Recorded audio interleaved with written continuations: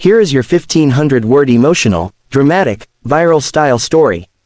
As a single dad, I was humiliated by my ex-wife at the reunion, then my billionaire boss appeared.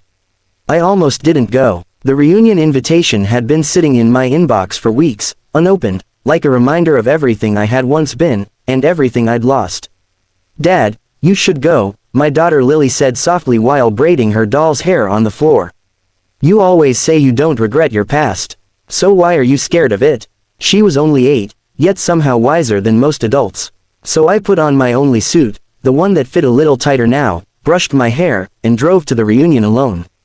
No wife, no luxury car, no impressive title, just a single dad with a quiet life and a daughter waiting at home. The reunion hall glowed with chandeliers and laughter. Old classmates stood in groups, comparing careers, spouses, and success. Doctors, business owners, tech executives, and then there was me. Daniel Carter, maintenance supervisor at a logistics company. Single father. I smiled politely as people greeted me with thin surprise. "Oh, you look happy," one woman said, clearly meaning, "You look average." Then I heard the voice I hadn't wanted to hear. Well, Daniel Carter, my ex-wife, Vanessa. She looked exactly the same, perfect makeup, designer dress, diamond bracelet on her wrist. Beside her stood her new husband, Richard, a finance executive with a smug smile. "So this is where you ended up," Vanessa said, eyes scanning my suit. "Still wearing that old thing?"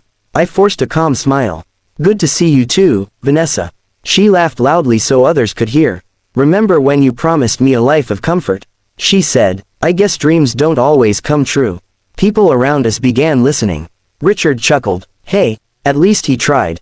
Vanessa leaned closer. "Tell me, Daniel, how's life as a single dad? Must be exhausting doing everything alone." I felt the sting, but I didn't respond. She wasn't done. "You know," she added, louder now, "if you'd been more ambitious, maybe you wouldn't have lost me." The room went quiet. I could feel old classmates watching, judging, whispering. I wanted to leave. Then she delivered the final blow. "At least I upgraded," she said, slipping her arm through Richard's. "Some people stay stuck forever." I looked at the floor, breathing slowly. I reminded myself, "You didn't come here to prove anything." But humiliation burns quietly. Then the room suddenly shifted. Whispers rippled across the hall. Heads turned toward the entrance. A tall man in a tailored suit walked in, calm and commanding. People straightened unconsciously as he passed.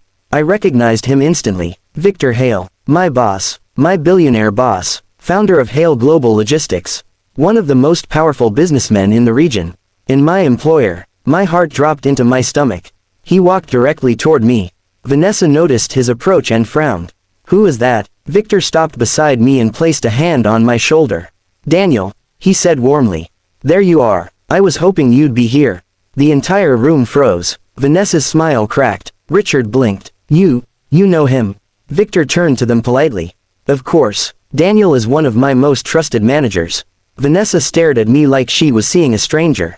"Manager," she whispered. "He fixes machines." Victor chuckled softly. "He oversees operations for 3 of my largest facilities. He saved my company millions with his system redesign."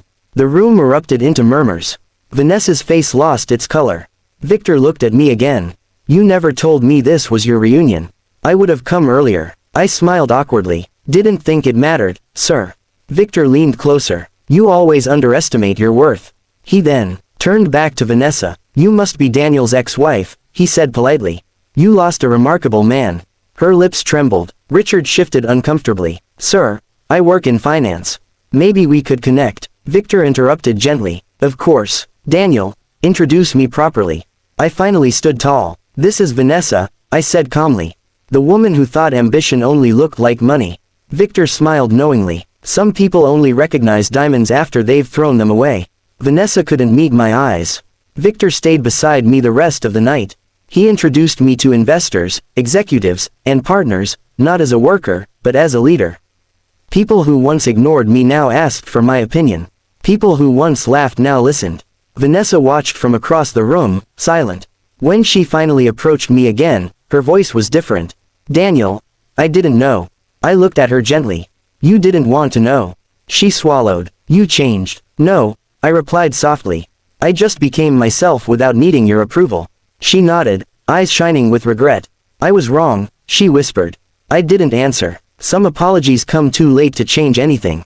When I got home that night, Lily ran into my arms. Did it go okay, Dad? I kissed her forehead. It went better than I ever imagined. She smiled. See, I told you. I held her close, realizing something important. Success isn't about proving others wrong. It's about proving to yourself that you never needed their belief in the first place. Victor later offered me a director position. Not because of the reunion, but because, as he said, true strength is quiet, and you've always been strong. And as for Vanessa, she learned that night that some men don't lose value when they lose a woman. Some men finally discover their worth. If you'd like, I can now write. CO title, description, keywords, hashtags. A darker revenge version, a longer 2,000-word edition, a YouTube storytelling version, or another emotional single dad billionaire story heartbreak sparkles.